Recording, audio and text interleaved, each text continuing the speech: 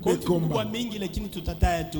Amen, amen. Amina. Amen, amen. Amina. Bien aimé, la vie chrétienne, c'est un combat. Dites amen. Amina. Dites encore amen. Amen. Mais aujourd'hui, c'est 4 combats. Je voudrais que nous utilisions une arme. C'est une arme qui est très puissante, que nous allons utiliser dans ces 4 combats. Dites amen. Dites encore amen. Amen. Je voudrais que nous lisons pour découvrir cette arme dans Luc 12. Luc 12, 49. C'est une arme que j'aime utiliser rarement. Amen, amen. Mais si Dieu me rappelle cette arme encore ce matin ici, donc il y a un problème. C'est pourquoi suis ce message dans l'esprit de prière. Parce qu'il y a des choses que Dieu commence déjà à faire en donnant ce message, pour que de grandes choses s'opèrent dans ta vie. J'ai dit il y a des choses qui doivent te laisser. Nous sommes dans Luc 12, le verset 49. Si tu as ta Bible, tu peux lire avec moi. C'est Jésus qui parle. Ce n'est pas un prophète, ce n'est pas un sacrificateur de l'ancien temps, mais Jésus. Parce que cette arme, c'est une arme qui suscite beaucoup de polémiques et beaucoup de divisions dans des doctrines.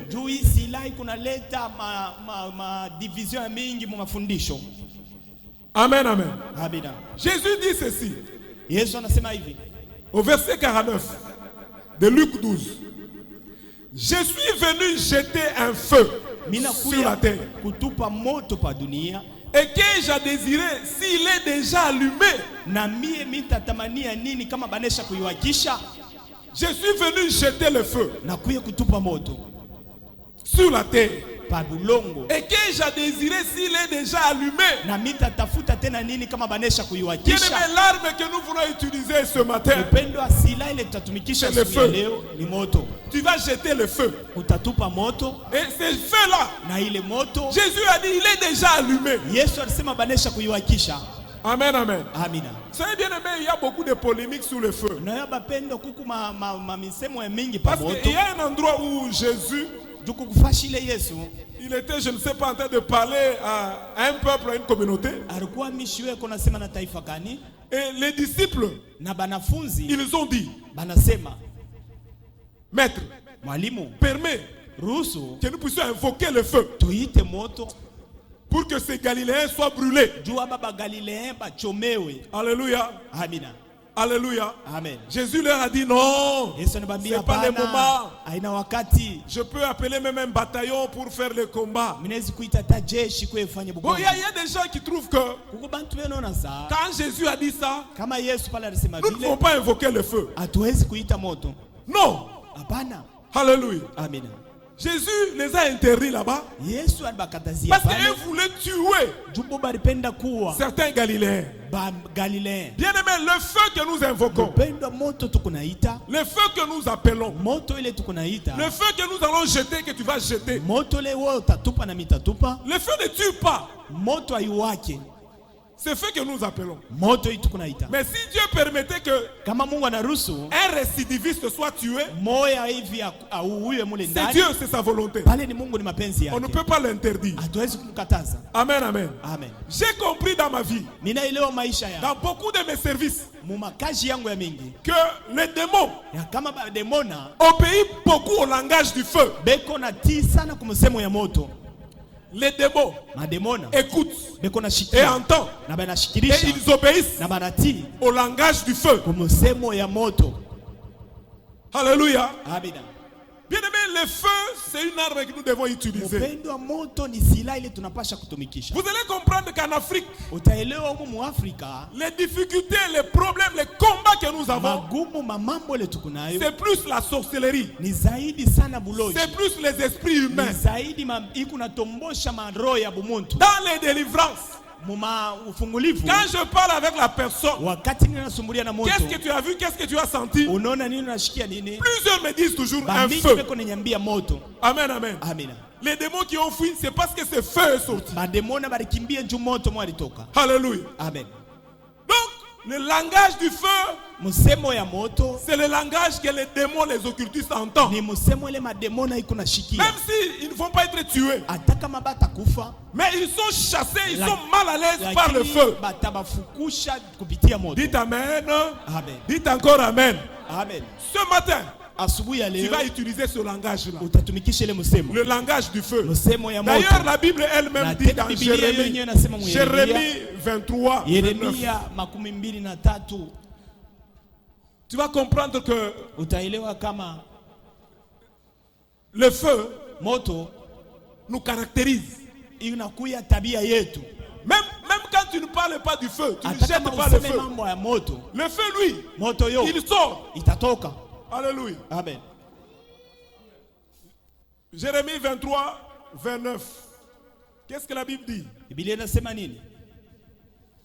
Disons encore ensemble à ceux qui sont avec nous. Ma parole, c'est Dieu qui parle. N'est-elle pas comme un feu, dit l'Éternel,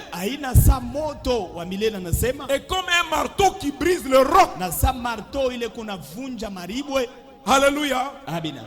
Donc la parole de Dieu en toi, surtout cette parole, quand il sort de ta bouche, Dieu fait de ça un feu. Vous savez bien aimé, je voudrais vous amener à comprendre une identité que nous avons, mais que nous ignorons. Il y a des endroits là où tu passes, même par ton bonjour comme ça, bonjour, les démons peuvent suffoquer là où ils sont. Alléluia. Parce que la parole qui sort de ta bouche, Dieu fait ça comme un feu. Alléluia. Dieu fait ça comme un feu. Donc les démons, les occultistes, bien aimés, ils entendent le langage du feu. Les voisins sont mal à l'aise. Alléluia. Alléluia. Qu'est-ce que Dieu nous dit dans Hébreu, c'est comment? 1:7 je crois. Alléluia. Hébreu 1:7. Qu'est-ce que la Bible nous dit? J'aimerais que tu comprennes, que tu ne doutes pas du feu. Et ça, tu vas comprendre ça et rester à comprendre ça durant toute ta vie. La Bible dit ceci. Hébreu 1. 7. De plus. Il dit des anges. C'est lui qui fait de ces anges des vents et de ses serviteurs quoi? Une flamme de feu. Amen. Regarde cette identité là que Dieu nous donne. Bien aimé, les choses de Dieu, c'est le feu parfois. D'ailleurs, notre Dieu, comment est-ce qu'il est appelé? À haute voix. À haute voix. Il est un feu dévorant. Alors les petits d'un feu dévorant, ils sont aussi quoi? Vous voyez, hein? Donc ce matin, allume le feu. Je voudrais que tu sois embrasé, même quand tu vas chez toi, que tu sois le feu. D'ailleurs, même Dieu, la parole ne veut pas nous voir tièdes.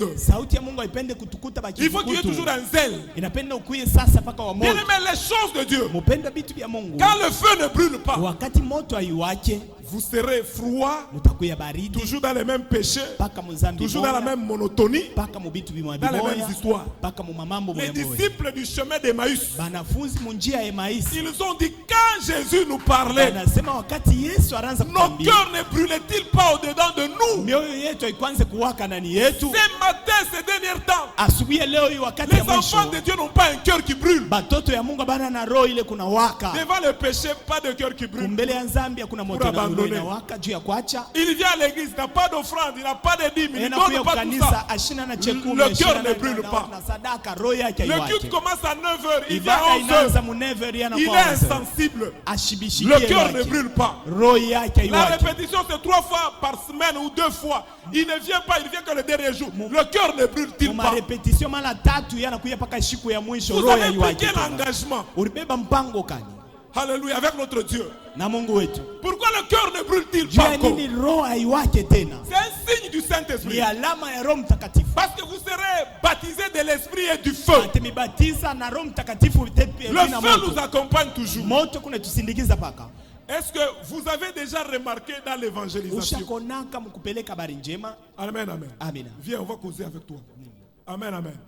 Dans l'évangélisation, ceux qui sont zélés, souvent dans l'évangélisation, porte à porte, aller là-bas, revenir, souvent ce sont des vieux chrétiens ou bien des nouveaux chrétiens.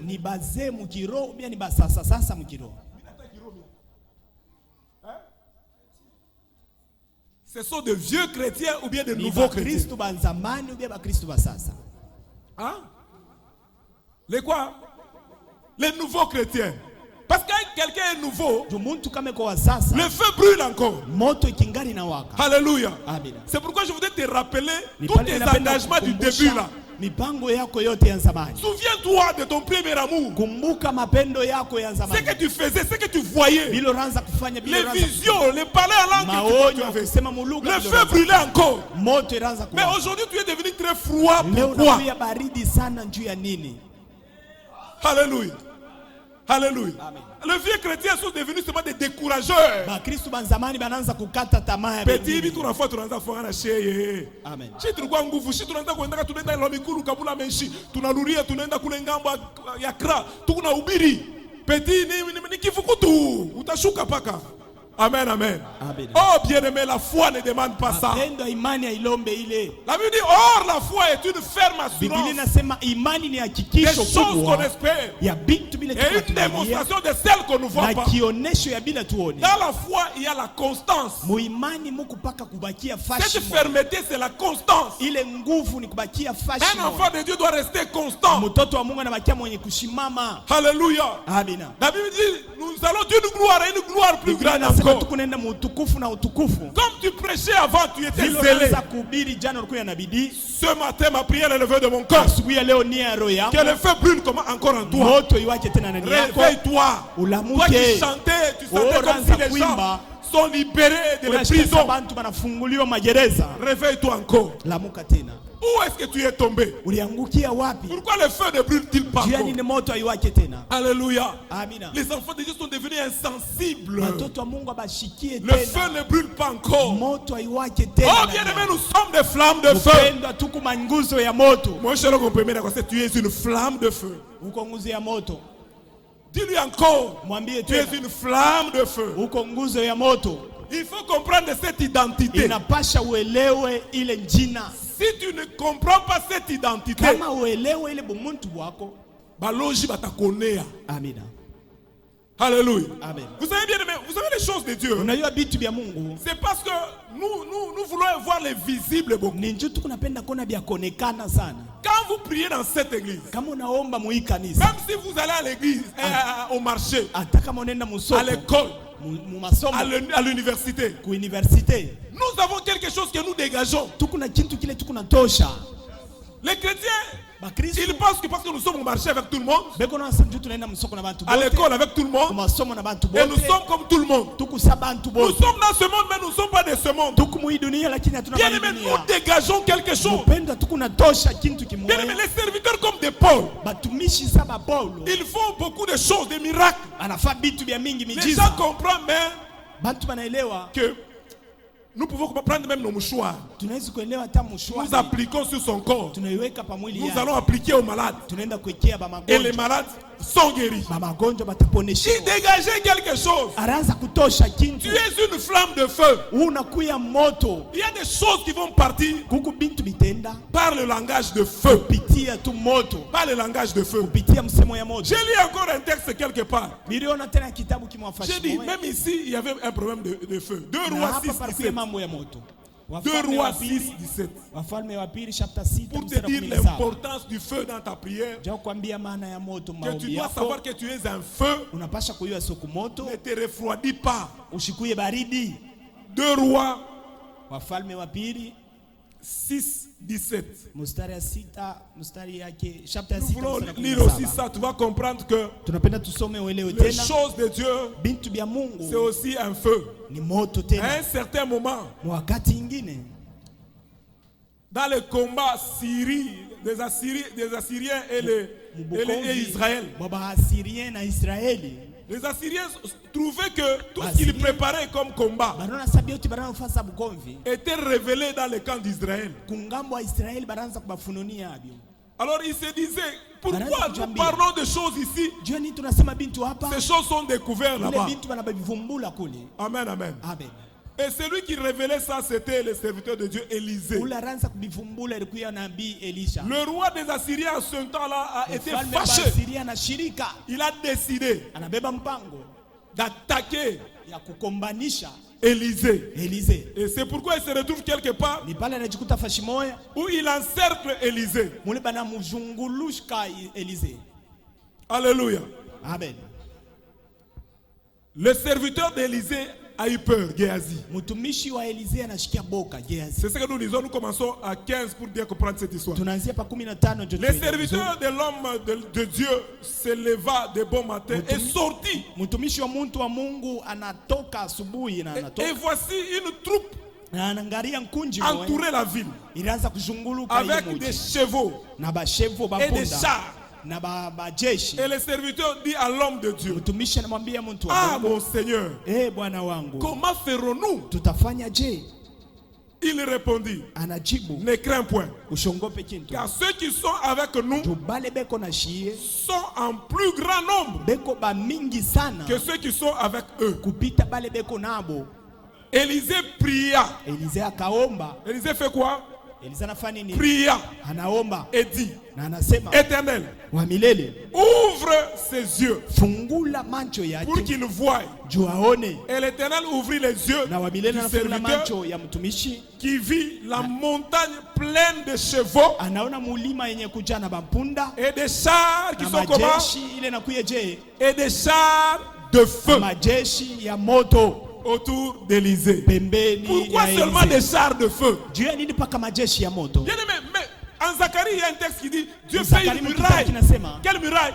Muraille de feu. Donc la Bible a un langage de feu que nous ignorons. Moi j'ai toujours dit que le feu, c'est même une arme non conventionnelle. C'est pourquoi je ne veux pas l'utiliser beaucoup. D'abord, nous utilisons d'autres armes. Mais quand même, on a quoi? Alléluia. Alors nous invoquons le feu. Bien aimé le feu.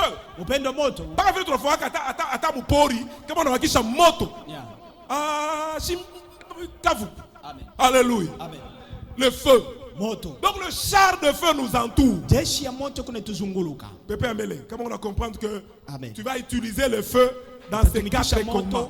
Tu vas jeter le feu, tu vas allumer le feu. Parce que tout ce qui vient là, les combattre, ça vient en retard. Parce que Jésus avait déjà allumé le feu sur la terre. Il nous a embrasés. Il fait de nous des flammes de feu. Alors comprends que tu es un feu.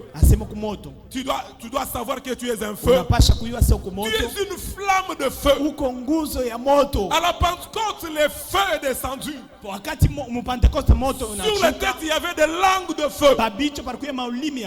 Alléluia. Pour transformer quelqu'un à être un feu de l'intérieur. Bien aimé, les choses du feu sont véritables. Le feu dans l'ancien temps, c'était le feu visible, même invisible. Alléluia. Amen. Même invisible. Je me rappelle d'une histoire, si vous lisez Lévitique 10. Lévitique 10. Dieu parle de ses enfants d'Aaron qui sont venus dans la présence de Dieu. La Bible dit avec un feu étranger. Alléluia. Amen. Qui était très interdit. Parce qu'ils sont venus avec un feu étranger. Un feu qui était interdit. Alléluia. Amen. Alors que Dieu avait déjà donné des ordonnances comment trouver ce feu-là, comment allumer le feu. Eux sont venus avec un feu étranger. Un feu est sorti du ciel. Et ce feu-là les a foudroyés. Ils sont morts sur place dans le temple. Tout ça, mais Dieu nous a créé. Lévitique 10. Les fils d'Aaron, Nadab et Abihu, prirent chacun un brasier. Ils mirent du feu et posèrent du parfum dessus. Ils apportèrent devant l'Éternel du feu étranger, ce qui ne leur avait point ordonné. Alors le feu sortit de devant l'Éternel. Il les consuma. Ils moururent devant l'Éternel.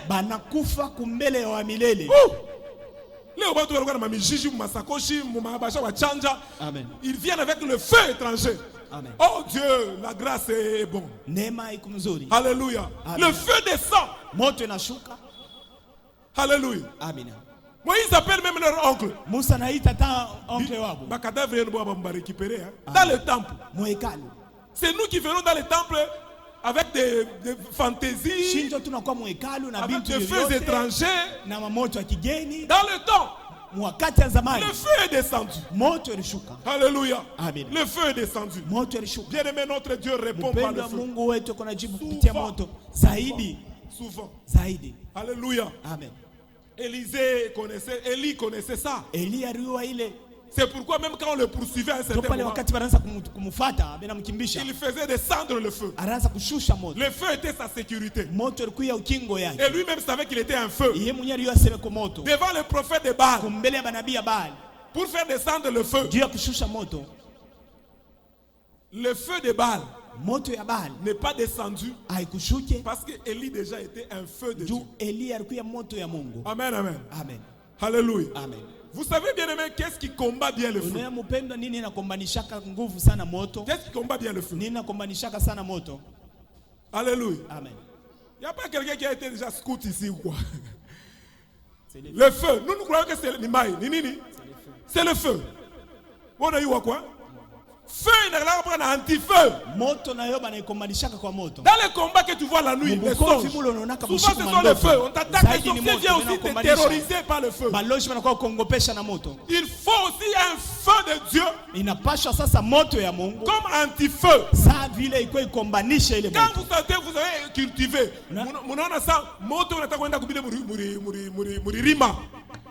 que ça peut brûler votre récolte. Il faut aussi brûler quelque part pour que le feu ne traverse pas.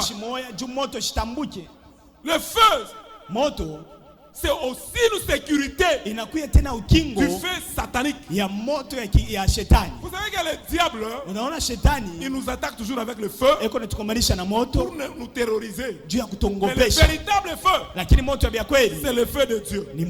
Moi j'ai toujours dit, Dieu est le consommateur de la foi. Mais le diable, il est le consommateur de la peur. Quand il te terrorise, il veut consommer ta peur pour t'avoir. Fais attention avec la peur. Quand tu as peur, tu prépares une voie pour que le diable t'attrape. Il y a des choses pour nous les enfants de Dieu. Le diable vient avec nous, le terrorisme. Quand il te terrorise, tu démontres la peur. Alors là il te consomme aussi. Alléluia. Ce que la foi fait chez Dieu, c'est ce que la peur fait chez le diable. Mais quand tu te calmes, tu comprends que je suis une flamme de feu. La parole dans ma bouche est un feu. La parole dans ma bouche est un feu. Tu vas jeter le feu. Tu vas allumer le feu. Des grandes choses vont s'opérer. Est-ce que tu peux acclamer très fort? Très fort, très fort. Pour le feu de Dieu. Je commence les 4 combats. Premier combat, toi qui écris. Bukonvi wa kwanza ndio wao kunanjika. Premier combat. Bukonvi wa kwanza. Rapidement, nous voulons jeter le feu. Kwa haraka tunapenda kutupa moto. Dans ce combat-là, nous voulons jeter le feu. Tunapenda kutupa moto. Je suis dans 2 Samuel. Niko mu Samueli wa pili. 2 Samuel 21, 6 à 7. Samueli wa pili, je ne sais pas si j'ai déjà donné ce verset encore ici. 2 Samuel 21. Chapter 21. 6 à 7. Mstari ya 6 mpaka ya 7. Amen, amen. Le premier combat, c'était un combat hérité. Bukonvi wa kwanza ni bukonvi bule tuko na riti. J'ai dit un combat qui est comment? C'est bukonvi wa je? Hérité. Bule tuko na riti. Nous lisons ce verset. Tunasoma ishahidi. Je lis 6 à 7. Nasema 6 na 7. La Bible dit, Biblia inasema qu'on nous livre 7 hommes d'entre les fils, d'entre ses fils, et nous les pendrons devant l'Éternel à Gilbéa de Saül, l'élu de l'Éternel.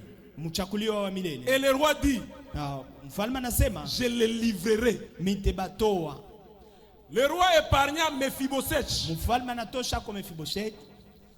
fils de Jonathan, fils de Saül, à cause du serment.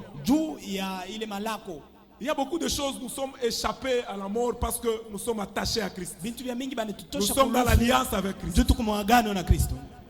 Qui avait fait entre eux, qu'avait fait entre eux devant l'Éternel David et Jonathan, fils de Saül. Mais le roi prit les 2 fils de Rispa, fille d'Aïcha, avait enfanté à Saül, Harmonie et Mephibosheth.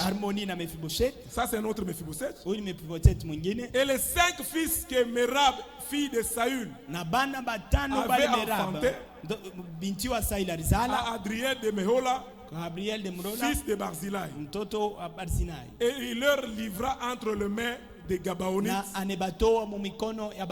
qui les pendirent sur la montagne devant l'Éternel. Tous les 7 périrent ensemble. Ils furent mis à mort dans les premiers jours de la moisson, au commencement de la moisson des orges. Bien aimé, si vous lisez au début de cette histoire, il y a eu alliance entre Israël et Gabaonites. Il fallait la paix, il ne fallait pas se tuer. Mais Saül a violé cette alliance. Il a tué les Gabaonites. David a remarqué ça ne va pas dans la vie. Amen, amen. Au début là, du temps de David, il y a eu 21, une famine qui dira 3 ans. David chercha la face de l'Éternel. Et l'Éternel dit, c'est à cause de Saül, de sa maison sanguinaire, c'est parce qu'il a fait périr les Gabaonites. C'était ça la cause. Maintenant, pour trouver des solutions, il fallait chercher quelle solution donner. Bien aimé, au lieu même de chercher l'argent, de l'or, mais ils veulent seulement tuer d'autres personnes. Bien aimé, cette génération n'avait pas connu ce problème. C'est un problème de leur père. Mais on tue d'autres personnes innocemment. Bien aimé, le feu, quand je lis la Bible, je vois 3 choses que le feu fait. Amen, amen. La première chose que nous allons utiliser ce matin, c'est ce feu de jugement. Le feu amène le jugement. Là où il y a de l'injustice dans ta vie, Dieu va exercer son jugement. Tu seras justifié. Amen, amen. Le feu purifie aussi. Amen, amen. C'est là où on dit l'œuvre de chacun, dans 1 Corinthiens je crois, sera éprouvée comme on éprouve de l'or. Dites amen. Dites encore amen. C'est le feu qui purifie Ni l'homme. moto iko natakasa muntu. Donc la présence du feu Wakati wanaweka moto peut te purifier. inaweza kukutakasa. Dites amen. Amen. Dites encore amen. Amen. Le feu, Moto ça montre aussi iko naonesha tena la présence de Dieu. uwapo wa Mungu. Visible ou invisible. Ile tunaweza kuona wala tuwezi kuona. Souvenez-vous du buisson ardent. Mkumbuke njia ile buisson ardent. Qui ne s'éteignait pas. Ile ikwanza kushimika. Qui montrait la présence de Dieu. Ilianza kuonesha uwapo wa Bien aimé, nous Mungu. pouvons allumer le feu de la présence de Dieu. Moto ya uwapo Et wa quand il y Mungu. a le feu de la présence de Dieu, Kuku moto ya uwapo wa il se Mungu. passe beaucoup de choses dans le Peko sang. nafanyika vitu vya Des mingi. guérisons, des miracles, des grandes choses. Ufungulivu, miujiza, vitu minene. Et ce feu-là s'allume dans les Na salles. ile moto iko nawakisha. Même quand on ne les voit pas. Atapa la Ce tuyo. feu est là. Ile moto iko kwako. Dites amen. Amen. Dites encore amen. Amen. Je voudrais que ce matin, Napenda asubuhi ya que leo ce feu s'allume ile moto iwake.